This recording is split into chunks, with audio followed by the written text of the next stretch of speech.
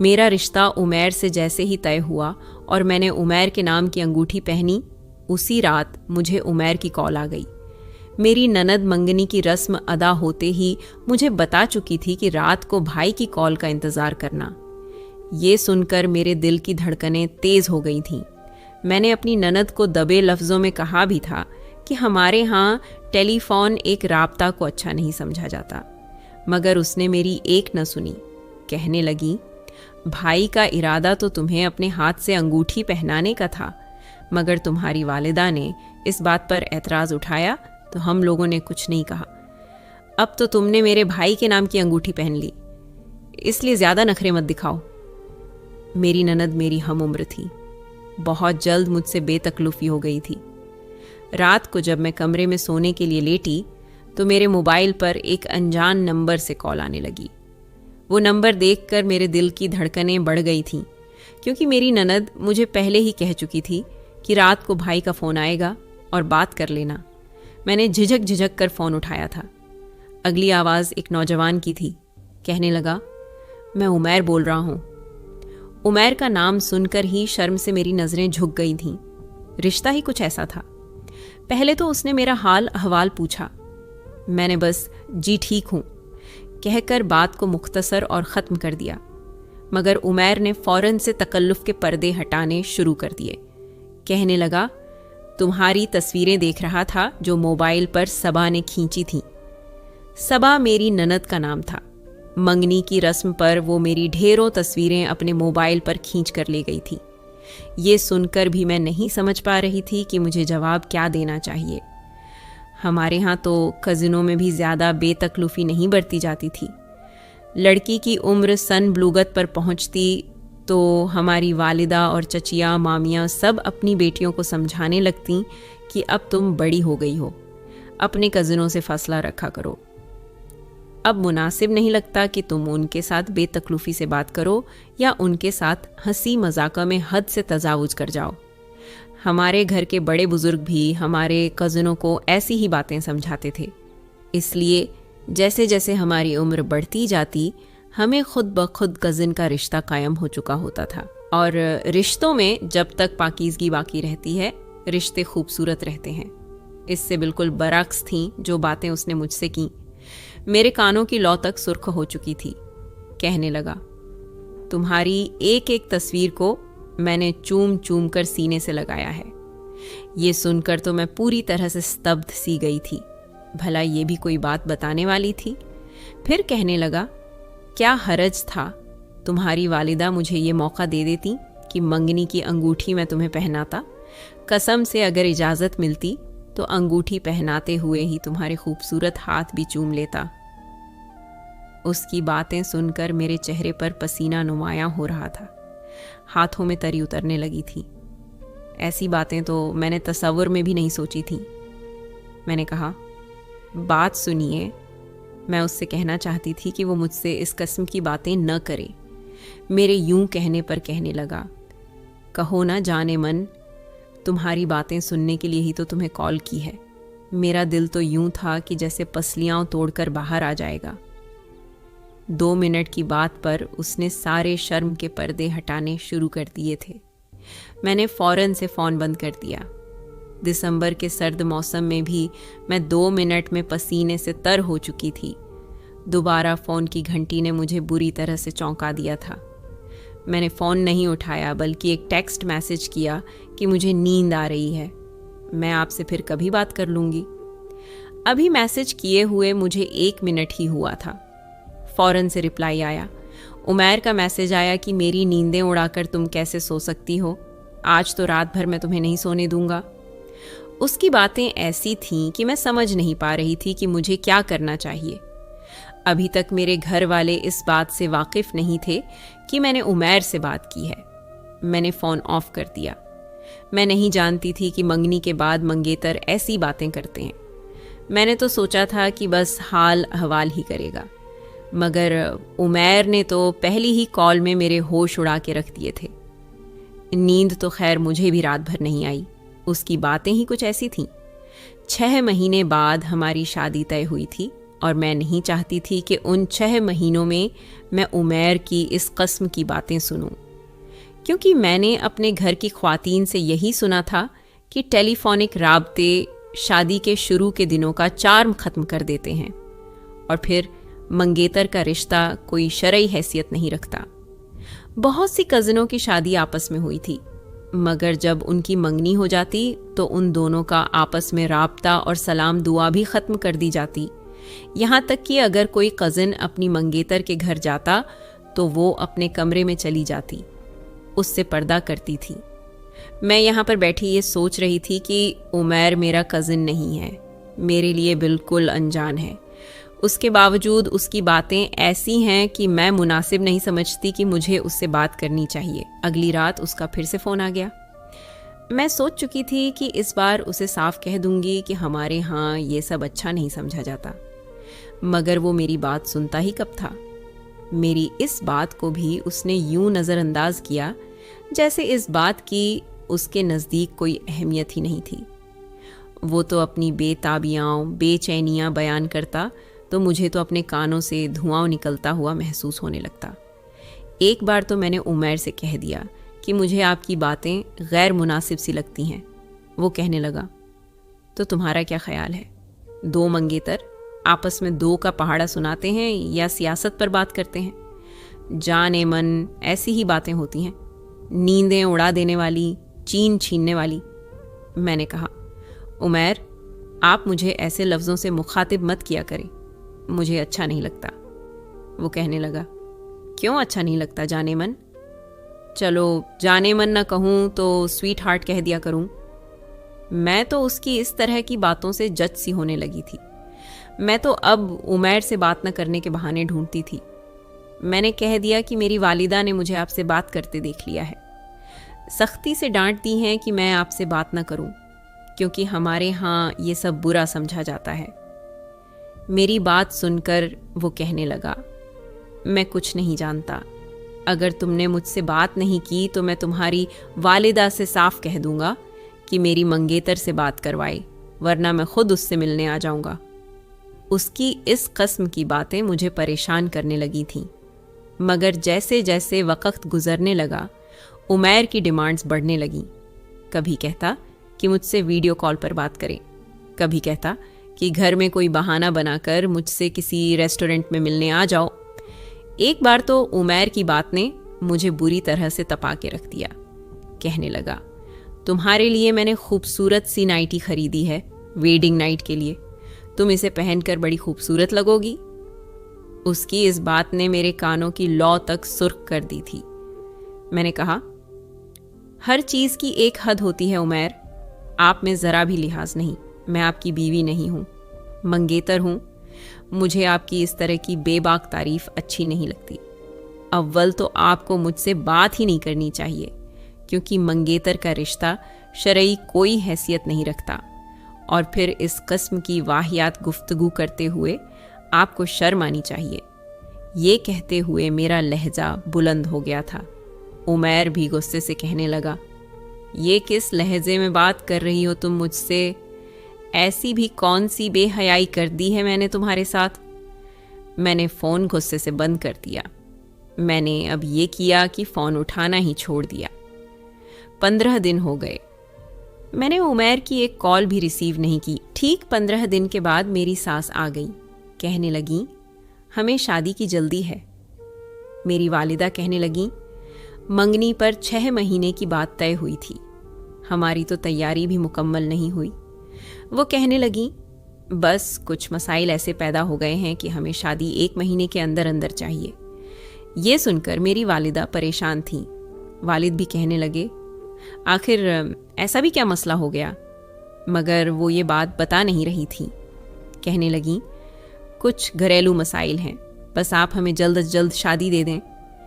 मेरे वालिद ने जब चचा और ताया से मशवरा किया तो उन्होंने कहा कि शादी तो तुम्हें करनी ही है। अगर वो लोग खुद से इतनी चाहत दिखा रहे हैं और उनके कुछ मसाइल भी हैं तो कर दो शादी। मेरे वालिद ने इस बात पर हामी भर ली। उसके बाद उमैर की कोई कॉल नहीं आई। 1 महीने का वक्त भी बड़ी तेज़ी से गुजरा। मेरी शादी का दिन भी आ पहुंचा। मगर निकाह के बाद जब मुझे उमैर के साथ बिठाया गया तो उमैर का मूड बेहद ऑफ था। मैं ये समझ नहीं पा रही थी कि आखिर उसे हुआ क्या है। जैसे ही रुखसत होकर मैं अपने ससुराल पहुंची, मुझे उमैर के कमरे में बिठाया गया। मेरे दिल की धड़कनें बेहद तेज थीं। जिस तरह की बातें उमैर मुझसे फ़ोन पर करता था, जाहिर है आज भी उसकी बेताबियां उरूज पर होनी थीं। जैसे ही वो कमरे में दाखिल हुआ, कमरे का दरवाज़ा बंद करके लॉक किया। इसी तरह मेरा दिल किसी ने मुट्ठी में दबोचा हो, मगर वो मेरे पास आया ही नहीं। उसने मेरी तरफ नज़र भी नहीं उठाई थी। आज की सारी तैयारी मैंने उसी के लिए तो की थी। वो सीधा अलमारी के पास गया, अपने कपड़े निकालकर वॉशरूम में चला गया। जब वापस आया तो आम लिबास में था। उसके बाद मुझे देखे बगैर वो कमरे से बालकनी में चला गया। उसके बाद वो कमरे में नहीं आया। मुसलसल 2 घंटे मैं उसका इंतज़ार करती रही, मगर मैं थक चुकी थी, इसलिए मैं उठकर बालकनी में चली गई। वो वहाँ बैठा सिगरेट पी रहा था। चेहरे पर बड़े सख्त तासुरात थे। मैंने कहा, उमैर, आप यहाँ क्या कर रहे हैं? उसने मेरी तरफ मुंह करके नहीं देखा। कहने लगा, तुम्हें इस बात से क्या मतलब है? बड़ा रूखा सा लहजा था। मैंने कहा, मैं बैठे बैठे थक चुकी हूँ। मेरी बात सुनकर कहने लगा, तो मैंने तुम्हें कब कहा कि बैठी रहो? अरे भाई जाओ, कपड़े बदलो, जाकर सो जाओ। ये बात सुनकर मेरा दिमाग पूरी तरह से चकराया था। मुझे गुस्सा भी आने लगा। अब मैं इतनी भी बेशर्म न थी कि अपने मुंह से ये कहती कि मैं तुम्हारे लिए तैयार होकर बैठी हूँ और इस वक्त मैं तुम्हारी निकाह में हूँ। बगैर निकाह के तो बड़ी बेताबियाँ दिखाते थे, और अब मगर मैं कह नहीं पाई। हाँ, मगर ये ज़रूर था कि आज मेरी ख्वाहिश थी कि वो मेरी तारीफ़ करता, अपनी मोहब्बत का इजहार करता। मैं वापस कमरे में आई, अलमारी में से अपना सादा सा लिबास निकाला और तब्दील करके लेट गई। मगर मुझे नींद नहीं आ रही थी। 1 घंटे के बाद वो वापस आया था। मेरे बराबर में लेटकर उसने लैंप ऑफ कर दिया। रात को उसने अपना हक वसूल तो किया, मगर बगैर एक लफ्ज़ कहे। न मेरी तारीफ़ की, न ही बात की। मैं समझ नहीं पा रही थी कि आखिर वो ऐसा कर क्यों रहा था। सुबह मैं वक्त से पहले ही उठ गई।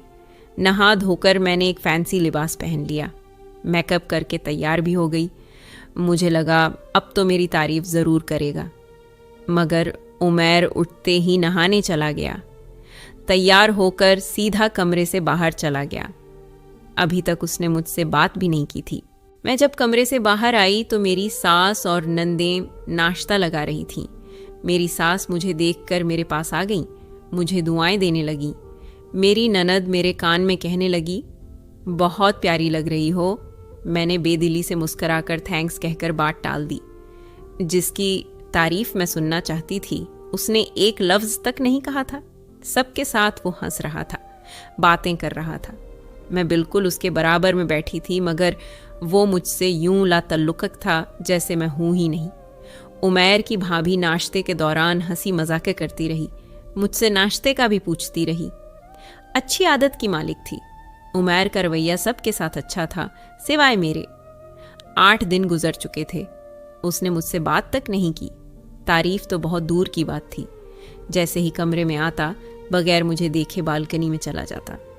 रात देर तक सिगरेट पीता रहता, और जब आधी रात बीत जाती तो आकर सो जाता।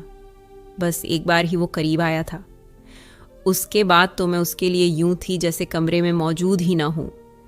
एक रात जब वो कमरे में आया तो मैं उसके सामने आकर खड़ी हो गई। मैंने कहा, उमैर, आपको हुआ क्या है? मुझसे बात क्यों नहीं करते? मेरी आंखों में आंसू झिलमिला रहे थे। कहने लगा, अभी मुझे ये नहीं मालूम कि तमीज़ से बात कैसे की जाती है, लिहाज में कैसे रहा जाता है। और तुम्हें तो ऐसे मर्द अच्छे लगते हैं ना, जो वाहियात बातें न करें।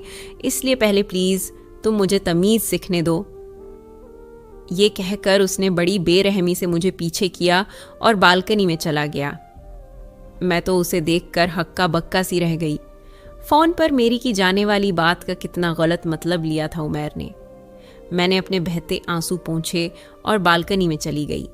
वहाँ पर 1-2 सीटर सोफे पर बैठा वो सिगरेट पी रहा था। मैं उसके पास जाकर बैठ गई, मगर उसके माथे के बल अभी भी वैसे ही उसकी पेशानी की ज़ैनत बने हुए थे। मुझे नहीं पता था मेरी बात पर उमैर इस तरह से भी रिएक्ट कर सकते हैं। हालांकि मैं गलत नहीं थी, मगर फिर भी मैंने माजरत में फैल कर दी। मैंने कहा, उमैर, आई एम सॉरी, मुझे आपसे यूं बात नहीं करनी चाहिए थी। मैं अब इस बात को लेकर अपनी शादीशुदा ज़िंदगी ख़राब नहीं करना चाहती थी। मगर उमैर को न तो मेरे आंसू नज़र आ रहे थे, न ही मेरी माजरत कबूल की। जब उसने कोई भी जवाब नहीं दिया तो मैंने उसके कंधे पर सर रख दिया, डीठ बनकर खुद ही उसके करीब हो गई। मगर मैं नहीं जानती थी कि मर्द अगर बात अपनी अना पर ले ले तो औरत की ज़रा सी बात पर उसे यूं कड़ी सज़ा भी दे सकता है। मैं अपनी जगह पर जायज़ थी, मगर फिर भी माफ़ी मांग चुकी थी। मेरे यूं कंधे पर सर रखने पर उमैर ने बुरी तरह से मुझे पीछे किया। कहने लगा, तुम्हें लिहाज नहीं है, सामने इतने घर बने हुए हैं, कोई देखेगा तो क्या सोचेगा? तुम तो वैसे भी हया का पिकर हो, ऐसी बातें तुम्हें जीभ नहीं देती। मुझ जैसा शख्स करे तो बात समझ भी आती है। मैं बेहया और बेशर्म जो हुआ। मैं अब सिसकियों से रोने लगी। मैंने कहा, बस भी कर दो उमैर, बात को ख़त्म कर दो। कहने लगा, ख़त्म ही तो कर दी है, मंगेतर जाओ, जाकर आराम करो। मैंने कहा, आपने मुझे मुंह दिखाई तक नहीं दी, मैं कैसी लगती हूँ कभी ये नहीं बताते। मैं आपके लिए सजती हूँ, संवरती हूँ, आप एक नज़र देखते तक नहीं। वो कहने लगा, मेरी तारीफ़ वाहियात किस्म की है, इसलिए रहने ही दो तो अच्छा है। मंगनी का अपना एक चार्म होता है, मैं उसे एंजॉय करना चाहता था। मगर तुम्हें नहीं पता था कि मैं बेगैरत और वाहियात किस्म का शख्स हूँ। ये तो तुमने मुझे एहसास दिलाया कि ऐसी बातें घटिया लोग करते हैं, इसलिए तुमसे तो अब लिहाज बरतना पड़ेगा। ये कहकर वो उठकर कमरे में चला गया। मैं हक्का बक्का उसे देखने लगी और सोचने लगी कि मेरा कसूर क्या था। एक जायज़ बात करना। मुझसे उमैर की बेरुखी बर्दाश्त नहीं हो रही थी। बातों बातों में मुझे मालूम हुआ कि मेरी बड़ी जेठानी शादी से पहले मेरे जेठ के साथ बातें करती थीं। दोनों मंगनी के बाद कई बार रेस्टोरेंट्स में खाना खा चुके थे। मेल मुलाकातें भी होती थीं। अक्सर मेरा जेठ और जेठानी अपनी इन्हीं बातों को याद करके एक दूसरे को ताने दिया करते थे। पहले तो बड़े कहते थे, शादी के बाद यहाँ लेकर जाऊँगा, वहाँ लेकर जाऊँगा। और अब मेरी जेठानी हर वक्त बात बात पर अपने शौहर को बस यही ताने देती थी। कहती थीं, मेरी किस्मत ही फूट गई तुम्हारे साथ शादी करके। मंगनी के बाद तुमने मुझे बहुत ख्वाब दिखाए थे, कैसी मीठी मीठी बातें किया करते थे। और अब मेरा जेठ उसे कहने लगा, तुम भी पहले की तरह नहीं रही। वैसे भी मंगनी का नया नया चार्म होता है, इंसान बहुत कुछ कह जाता है, ज़रूरी तो नहीं कि शादी के बाद पूरा भी करें। मुझे उमैर का मसला अब समझ में आया था। शायद अपने भाई और भाभी की मंगनीशुदा ज़िंदगी को देखकर वो काफ़ी मुतासिर था, इसलिए ऐसी ही बातें वो मुझसे भी करना चाहता था जो मेरे लिए गैर अहम थीं, मगर अब उनकी बहुत अहमियत थी। हर औरत का हक़ है कि उसका शौहर उसकी तारीफ़ करे, मोहब्बत से बात करे। मगर उमैर मुझे उस जुर्म की सज़ा दे रहा था जो शरन नाजायज़ था। एक बार मैं अपनी जेठानी के साथ बाज़ार चली गई। अभी मैं मॉल में शॉपिंग कर ही रही थी कि मेरी नज़र उमैर पर पड़ी। वो किसी लड़की के साथ हंस हंस कर बातें कर रहा था। काफ़ी एडवांस किस्म की लड़की थी। उमैर के हाथ पर हाथ मारकर यूं हंस रही थी जैसे बड़ी बेतकल्लुफ़ा हो। जब मैंने देखा तो मेरा दिल तो धड़कना भूल गया। मेरी जेठानी भी ये देखकर कहने लगी, ये तो होना ही था। मैंने अपनी जेठानी को हैरत से देखा। मैंने कहा, क्या मतलब है भाभी आपके कहने का? कहने लगी, देखो भाई, मंगनी के बाद तुमने उमैर को बिल्कुल भी घास नहीं डाली। वो तुमसे फ़ोन पर बात करना चाहता था, तुमसे मिलना चाहता था, तुम्हारे साथ वक़्त गुजारना चाहता था, मगर तुमने तो उसे जलील करके रख दिया। देखो, शौहर होने के बाद मर्द की दिलचस्पी औरत से बिल्कुल हट जाती है। मंगनी के बाद का जो चार्म होता है, अगर लड़की उसे अपने मंगेतर को एंजॉय न करवाए तो वो दूसरी लड़कियों में दिलचस्पी रखने लग जाता है। अब उमैर को ही देख लो, मंगनी पर मरता था तुम पर, मगर तुमने उसे जलील करके रख दिया। अब देख लो उसका अंजाम क्या हो रहा है। मैं तो अपनी जेठानी की बात सुनकर ही परेशान सी हो गई और ये सोचने लगी कि क्या मुझे मंगनी जैसे गैर शरई रिश्ते में बेहयाई करनी चाहिए थी। मैंने तो हमेशा पाकीज़गी का दर्स सुना था। वहाँ से चली गई। मैं भी वापस आ गई। सोच चुकी थी कि आज उमैर से दो टोक बात करूँगी। जब वो घर पर आया तो बहुत खुश था। मैंने कहा। किसके साथ घूम रहे थे? मेरी बात पर वो कुछ हैरान हुआ, फिर हंसने लगा। कहने लगा, यूनिवर्सिटी की एक लड़की मिल गई थी, बस उससे थोड़ी देर एंजॉय कर लिया। अब हम जैसे बदतमीज़ तो ऐसे ही होते हैं। तुम्हारी तरह तमीज़दार नहीं हूं ना, इसलिए, वरना अपनी क्लास वालों से बात ही ना करता। मैंने कहा, आप ठीक कह रहे हैं, मुझे भी ऐसा हो जाना चाहिए। मैं भी यूनिवर्सिटी में लड़कों के साथ ही पढ़ती रही हूँ, मगर मेरे माँ बाप की ये गलती थी कि उन्होंने मुझे निकाब और पर्दे में वहाँ भेजा था। मैंने किसी भी लड़के से बेफ़ायदा बात नहीं की, क्योंकि मुझे यही सिखाया गया था कि गैर महरम से बगैर किसी मजबूरी के बात न की जाए। मगर शायद वो गलत थे, मैं भी गलत थी जो आज तक अपनी नज़रों की हिफाजत करती रही, खुद को छुपा के रखती रही, सिर्फ इसलिए कि मैं ये समझती थी कि मेरी हर चीज़ पर मेरे शौहर का हक़ है। मगर नहीं, मैं गलत थी। ठीक तो आप हैं उमैर, लाइफ को एंजॉय करना जानते हैं। आप स्कूल लाइफ को, कॉलेज लाइफ को, यूनिवर्सिटी लाइफ को, यहाँ तक कि मंगनी की बात की लाइफ को भी, जो मैंने आपकी ख़राब कर दी। मुझे भी यही करना चाहिए था। यूनिवर्सिटी में लड़कों से हंस हंस कर बातें करनी चाहिए थीं, अपना आप छुपाने के बजाय दिखाना चाहिए था। अगर ऐसा करती तो आज मेरे भी बहुत से लड़के दोस्त होते जो कभी मुझे किसी मॉल में मिल जाते तो मैं एंजॉय कर लेती, और मुझे उनसे हर कदिस्म की बात करने की आदत होती तो शायद मैं मंगनी के बाद आपकी हर बात का हंसकर जवाब देती। काश मैंने दीन को नहीं, मुआशरे को देखा होता, उसे अहमियत दी होती तो बिल्कुल आपकी तरह। ये कहकर मैं अपनी जगह पर जाकर लेट गई और अपनी साइड का लैंप ऑफ कर दिया। मगर उमैर की साइड का लैंप जल रहा था। वो बेड के क्राउन से टेक लगाए न जाने क्या सोच रहा था, मगर मुझे नींद आने लगी। कुछ ही देर में मैं सो चुकी थी। अगले रोज़ उमैर के कुछ यूनिवर्सिटी के दोस्त घर में मिलने के लिए आ गए। मैंने जब ये देखा तो एक अच्छा सा फैंसी सा लिबास निकाला, पहना, खूब मेकअप किया, अपने लंबे घने बाल भी खुले छोड़ दिए। दुपट्टे को मैंने ऊपर से गले में बेनियाजी से ही पहना था, खुद को ढांपने की बिल्कुल भी कोशिश नहीं की। बड़ी बेतकल्लुफी से मैं ड्राइंग रूम में दाखिल हुई। हेलो एवरीवन, ये कहकर मैंने उमैर समेत उसके तमाम क्लास फेलोज को अपनी तरफ मुतवज्जिह किया। अपनी खूबसूरती से मैं अच्छी तरह से वाकिफ थी।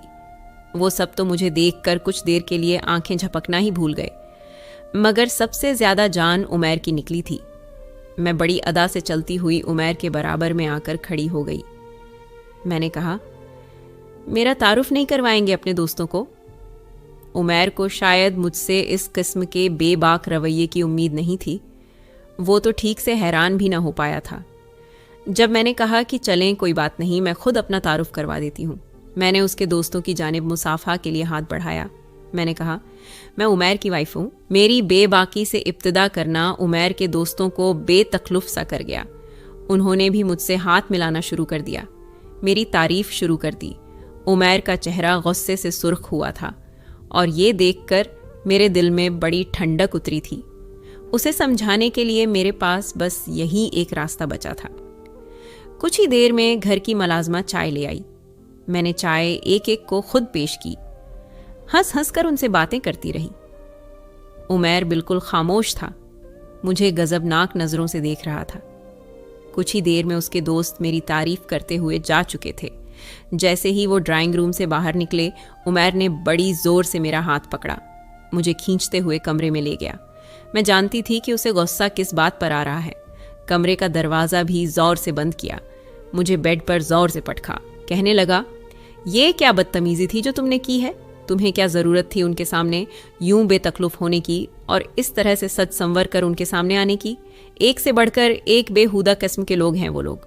खबरदार, जो आइंदा उनके सामने यूं तैयार होकर गई तो। मैं बेड से उठकर उसके मुकाबिल खड़ी हो गई। मैंने कहा, क्यों ना उनके सामने तैयार हूँ? मुझे भी तो मेरी लाइफ एंजॉय करनी चाहिए। बहुत अच्छा लगा मुझे, काफ़ी दिल से तारीफ़ की है आपके दोस्तों ने। मेरी ये सुनना था कि उमैर का गुस्से से बुरा हाल था। मुझे दोनों बाजुओं से पकड़कर उसने पूरी तरह से झंझोड़ा। इज्जत हो, अगर दोबारा उन्होंने तुम्हें नज़र भरकर भी देखा, जान ले लूँगा। बहुत शौकन है तुम्हें तैयार होने का, मेरे लिए हुआ करो तैयार, समझी? खबरदार, जो किसी गैर के सामने यूं आई तो। मेरी बीवी हो, मेरे लिए सज़ा करो। मैंने कहा, आपके लिए क्यों उमैर? आपके नज़दीक मुझसे ज़्यादा आपकी क्लास फेलोज अहमियत रखती है। मैं नहीं। मेरी बात सुनकर वो शर्मिंदा से हुए थे। कहने लगे, बस मुझे तुम्हारी बात बुरी लग गई थी। वो कहने लगे, आई एम सॉरी, मगर प्लीज़ मुझे तुम जैसी हो वैसी ही अच्छी लगती हो, ऐसी ही रहा करो। मुझे तुम्हारी बात समझ आ गई है। मैंने भाई भाभी को उनकी मंगनी के अरसे में ऐसे टेलीफोनिक बातें करते हुए और रेस्टोरेंट्स में मिलते हुए देखा था, इसलिए मुझे भी शौकन होने लगा कि जब मेरी मंगनी होगी तो मैं भी ऐसे करूँगा। मगर तुमने उमैर की बात यहीं तक पहुंची थी कि बाहर से लड़ने झगड़ने की आवाज़ें आने लगीं। वही मेरी जेठानी के ताने तशनी मेरे जेठ के साथ शुरू थे। पहले तुमने मुझे बड़े ख्वाब दिखाए थे और अब तुम मेरे साथ ऐसे मोहब्बत ही नहीं करते जैसे पहले करते थे। तुम्हारी वो बेताबियाँ मुझे अब नज़र ही नहीं आती। मुझे इसकी आदत हो चुकी है। मेरा जेठ कह रहा था, वक्त के साथ साथ सब कुछ बदल जाता है। शादी के बाद मर्द के ऊपर जिम्मेदारियां बढ़ जाती हैं। 2 बच्चे हैं हमारे। शादी को 5 साल गुजर चुके हैं। मैं तुम्हारी ये चोंचबाजियां बर्दाश्त नहीं कर सकता। मेरी जेठानी कहने लगी, तुमने तो शादी के बाद भी मुझसे वो मोहब्बत नहीं की जो मंगनी में किया करते थे। वो कहने लगा, शादी से पहले जो कर चुका था, इसीलिए शादी के बाद मुझे तुम में वो चार्म ही नज़र नहीं आया। अब ये फजूल की बहस छोड़ो, समझ आई? मगर मेरी जेठानी तो झगड़ा किए जा रही थी और मैं अपने कमरे से उन दोनों की आवाज़ें सुनकर उमैर की जानिब देख रही थी, जो शर्मिंदा शर्मिंदा सा मेरे सामने खड़ा था। कहने लगा, तुम बिल्कुल ठीक थी। कुछ चीज़ें अपने वक़्त पर अच्छी लगती हैं। अगर हम भी शादी से पहले एक दूसरे को हद से ज़्यादा जान जाते या हद से ज़्यादा करीब होते तो शायद अब हमारे पास करने के लिए कुछ भी नहीं होता। अल्लाह ताला ने वाकई पाकीज़गी में बरकत रखी है। पाकीज़गी में लेते हुए उमैर ने मेरी तारीफ़ें शुरू की कि मैं बहुत खुश नसीब हूँ कि मुझे अच्छी बीवी मिली है, किसी कनवल के फूल की तरह पाकीज़ा, जो हमारे इस बेहया मुआशरे में भी अपने आप को पाकीज़ा रख रही है। और मैं इस बात पर मुतमिन थी कि वाकई देर आए दुरुस्त आए। मैं अपने दुरुस्त फैसले के साथ अपना सब कुछ पा चुकी थी।